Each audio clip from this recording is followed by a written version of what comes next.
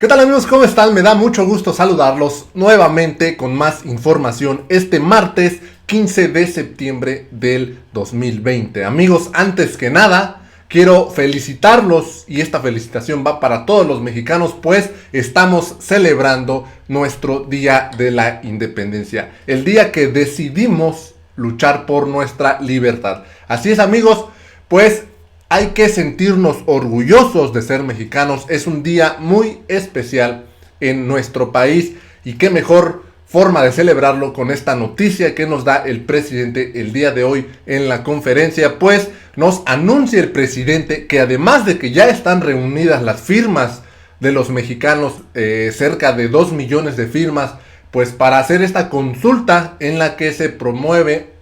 el juicio a expresidentes. Dijo el presidente Andrés Manuel López Obrador que ya están listas las firmas, pero que además de esto, él también enviará la petición al Senado para que se inicie esta consulta de juicio a expresidentes.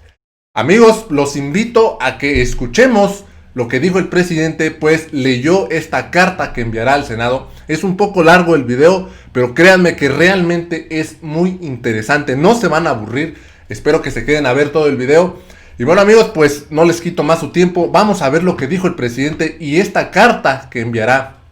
al Senado para el juicio a expresidentes. Bueno, vamos a informar sobre la solicitud que se va a presentar de conformidad con la ley el día de hoy al Senado de la República. Vamos a firmar este escrito, lo vamos a entregar, por eso me acompaña el consejero jurídico Julio Scherer Ibarra. Se va a entregar hoy a las 11 de la mañana al Senado. Quiero comentarles que es muy satisfactorio el que un grupo de ciudadanos haya tomado también la iniciativa de recoger las firmas para solicitar esta consulta. La información que tengo es de que sí van hoy a tener las firmas que se requieren, que ya están ordenando las firmas y que ya van cerca de 2 millones de firmas de ciudadanos. De todas formas, porque hoy vence el plazo, consideré importante presentar también este escrito para tener más seguridad sobre la solicitud de la realización de una consulta a todos los ciudadanos. Antes de firmar el documento, lo voy a leer para que se pueda conocer lo más ampliamente posible. A las y los senadores del Honorable Congreso de la Unión presentes, el suscrito Andrés Manuel López Obrador, presidente de los Estados Unidos mexicanos, en ejercicio de la facultad que me confiere la Ley Federal de Consulta Popular, en su capítulo segundo, artículo 12, fracción primera, presento formalmente a ustedes la siguiente petición de consulta popular para la jornada electoral que habrá de celebrarse el domingo 6 de junio de 2021 o en la fecha que establece el recién reformado artículo 35 de la Constitución, a fin de preguntar al pueblo de México sobre el asunto de trascendencia nacional que se describe y fundamenta en la siguiente exposición de motivos. Primero, entre el 1 de diciembre de 1988 y el 30 de noviembre de 2018, México vivió un periodo caracterizado por la concentración desmesurada de la riqueza, quebrantos monumentales al erario, privatización de los bienes públicos, corrupción generalizada, procesos electorales viciados y prácticas gubernamentales que desembocaron en un crecimiento descontrolado de la violencia, la inseguridad pública, la violación masiva de derechos humanos, la impunidad como norma y el quebrantamiento del Estado de Derecho en extensas zonas del territorio nacional. Esa etapa trágica de la vida del país se denomina periodo neoliberal o neoporfirista. Segundo, los males señalados en el párrafo anterior no ocurrieron de manera fortuita, sino que fueron consecuencia de la aplicación durante 5 sexenios de un modelo político y económico elitista, antidemocrático, antinacional y antipopular. Las más altas esferas del poder público y específicamente quienes ejercieron la titularidad del Poder Ejecutivo dieron fe en innumerables ocasiones, tanto de palabra como en los hechos, de su adhesión a las políticas privatizadoras, su determinación de privilegiar a los grandes poderes económicos y de su empecinamiento en estrategias de seguridad violentas, inhumanas y contraproducentes. En suma,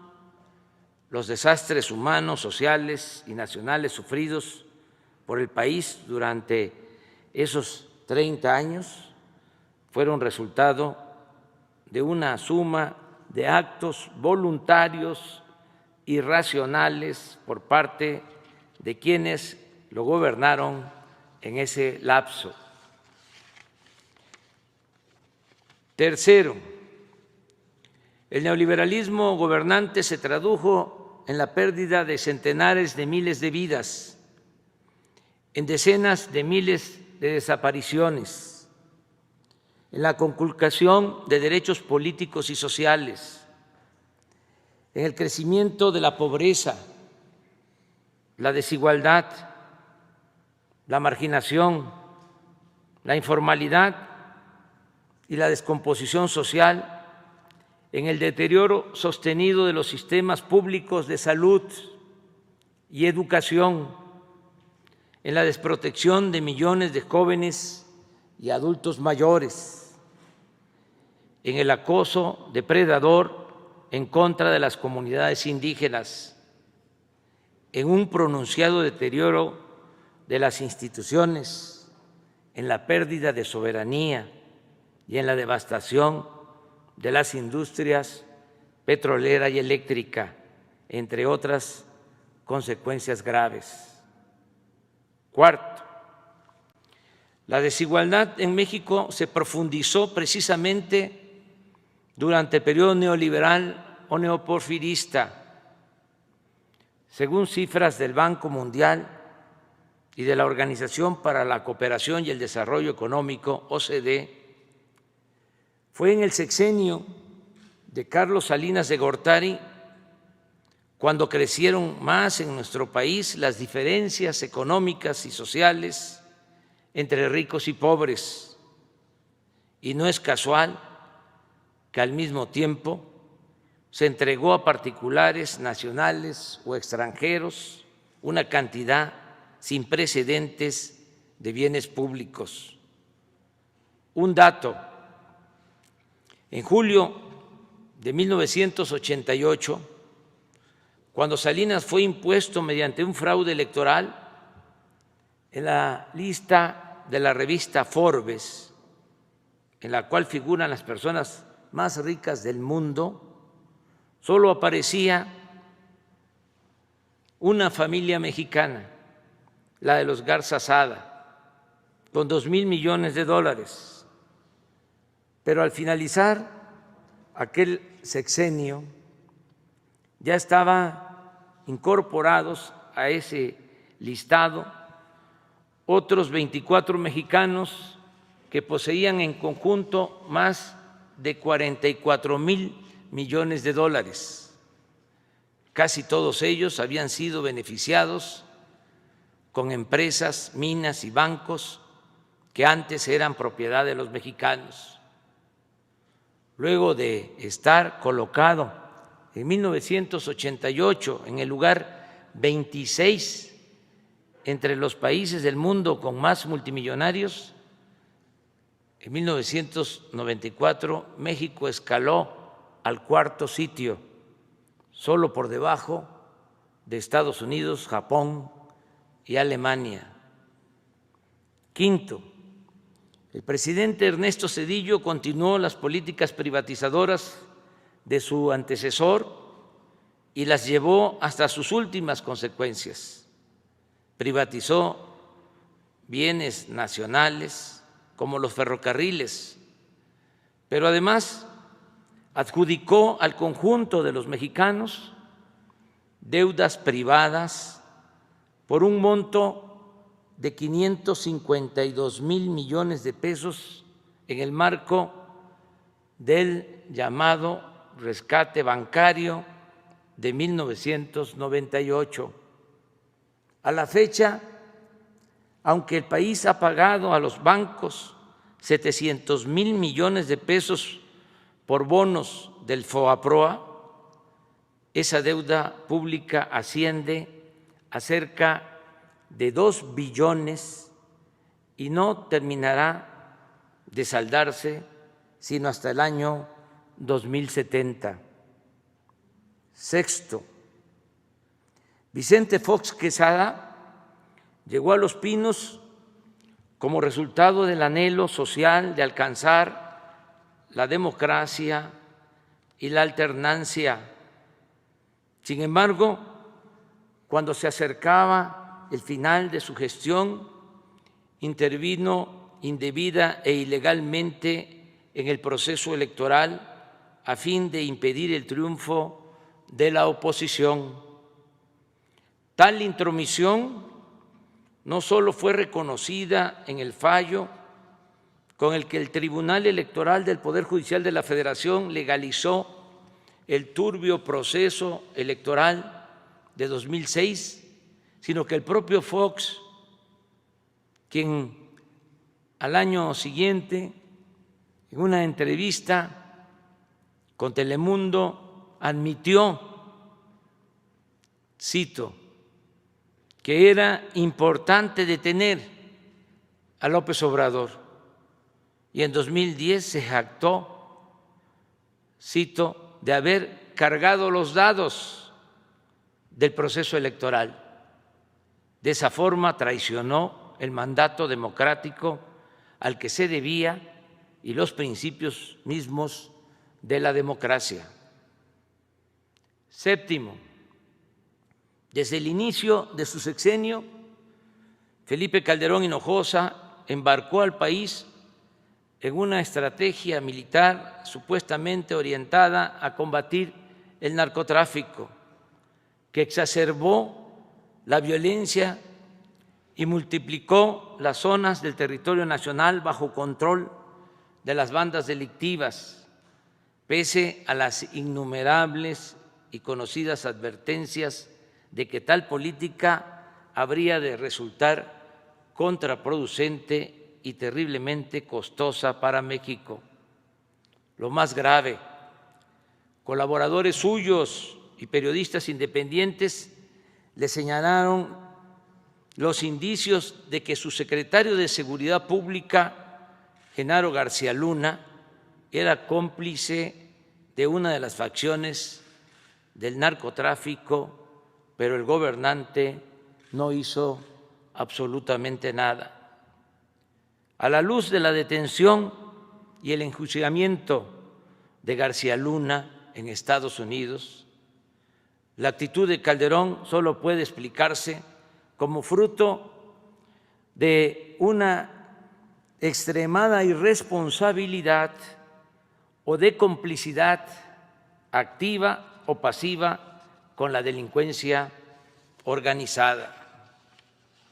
Octavo, la irrupción de grandes cantidades de dinero de procedencia desconocida en la campaña presidencial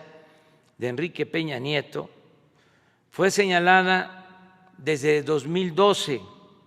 sin que ello tuviera consecuencias legales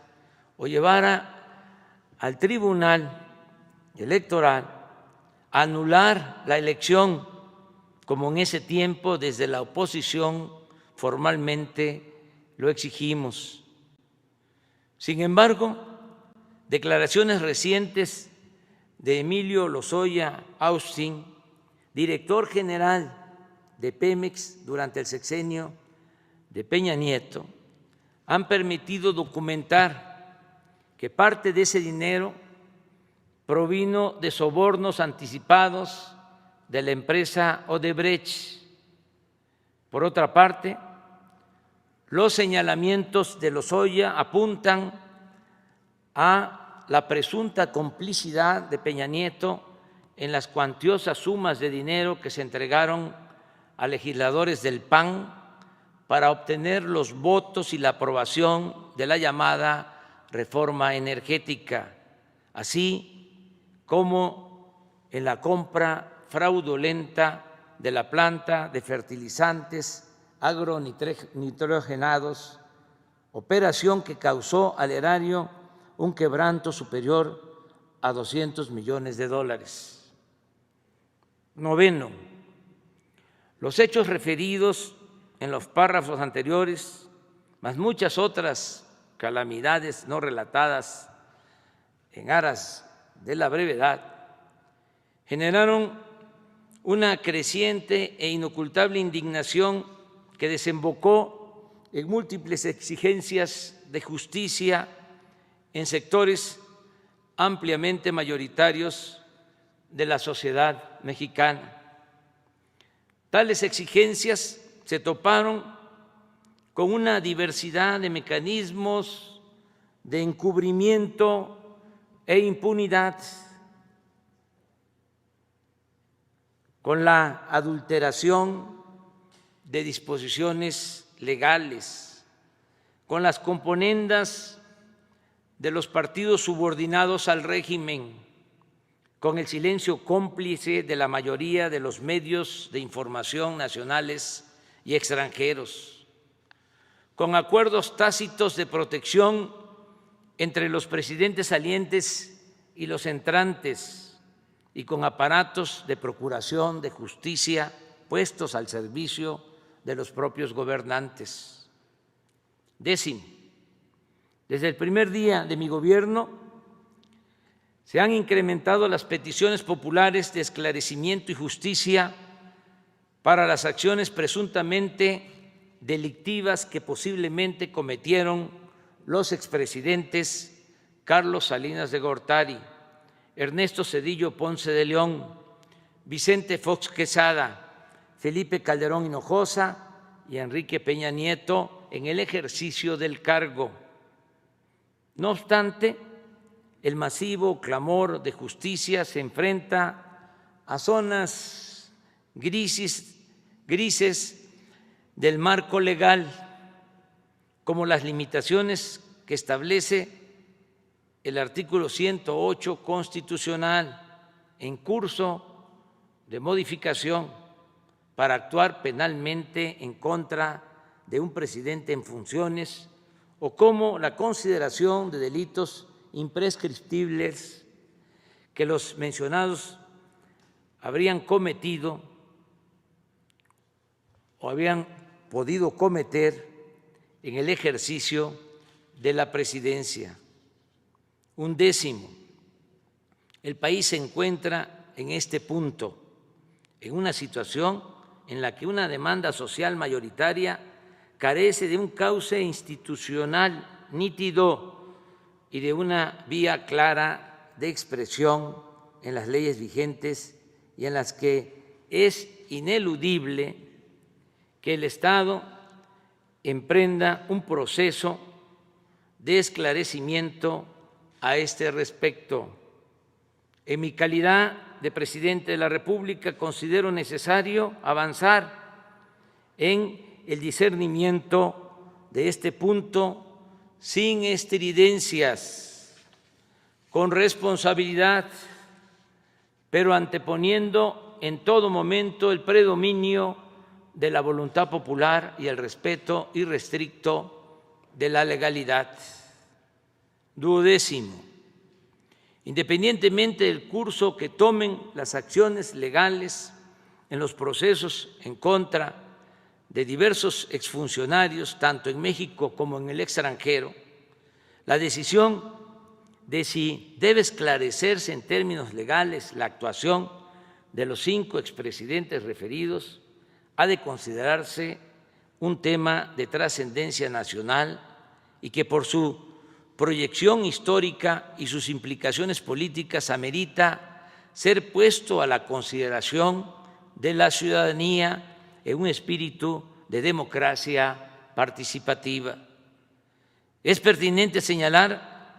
que no es esta la primera ocasión en la que promuevo tales ejercicios. Se han realizado con respecto a la construcción del aeropuerto en Texcoco, la planta eléctrica de Huesca, Morelos, la cervecera de Mexicali y el Tren Maya,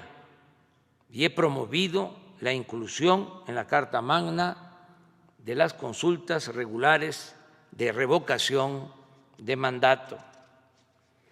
13, en mi toma de posesión, consciente de la relevancia y las implicaciones de juzgar penalmente a quienes ejercieron la presidencia, propuse la realización de una consulta popular como un paso necesario para resolver sobre este delicado asunto. Si el pueblo da su aprobación, las instituciones responsables de desahogar las potenciales acusaciones tendrán un enorme respaldo para realizar esa tarea con absoluta libertad. Si rechaza la propuesta del pueblo de México, nadie podrá acusar a esas instituciones de encubrir o solapar conductas ilegales. En lo personal, reafirmo la postura que he sostenido siempre sobre este tema, en el sentido de que en el terreno de la justicia se puede castigar los errores del pasado, pero lo fundamental es evitar los delitos del porvenir. He dicho y reitero que yo votaría por no someter a los expresidentes a proceso. Sin embargo, de realizarse la consulta, respetaré el fallo popular, sea cual sea, porque en la democracia el pueblo decide y por convicción me he propuesto mandar obedeciendo. En otras palabras, nunca traicionaré la confianza del pueblo y no seré cómplice de la impunidad, ni voy a ser tapadera de acciones turbias del pasado, pero tampoco pretendo impulsar represalias contra nadie, porque como lo he afirmado en numerosas ocasiones, no es mi fuerte la venganza. 14. El ejercicio de la consulta popular sobre la viabilidad de iniciar procesos legales en contra de los expresidentes es en sí mismo un precedente necesario para prevenir la repetición de conductas indebidas en el ejercicio del poder y un deslinde con respecto a la impunidad y encubrimiento que caracterizó a los gobiernos neoliberales, una forma de despejar la ambigüedad legal que ha imperado sobre las responsabilidades de la figura presidencial y una reafirmación del principio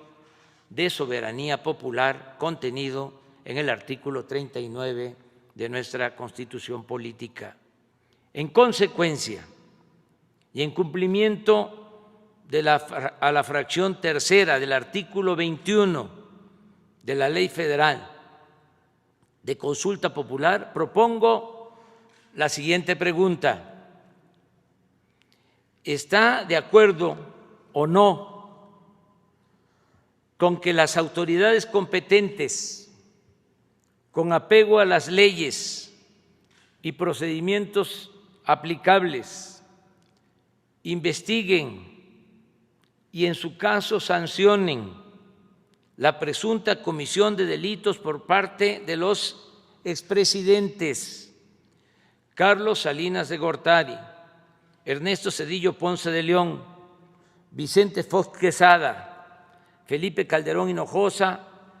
y Enrique Peña Nieto, antes, durante y después de sus respectivas gestiones? Por lo aquí expuesto, solicito respetuosamente a ustedes, primero, tener por aceptado en tiempo y forma el presente escrito. Segundo, dar cuenta de la presente petición de consulta popular y turnarla a la Comisión de Gobernación y, en su caso, a las comisiones que correspondan para su análisis, dictamen y cumplimiento de las etapas procesales correspondientes, con fundamento en lo dispuesto por la fracción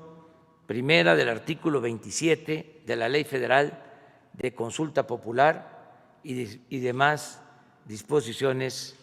aplicables. Palacio Nacional, Ciudad de México, 15 de septiembre de 2020. Voy a firmar. El documento lo entrega hoy el consejero jurídico,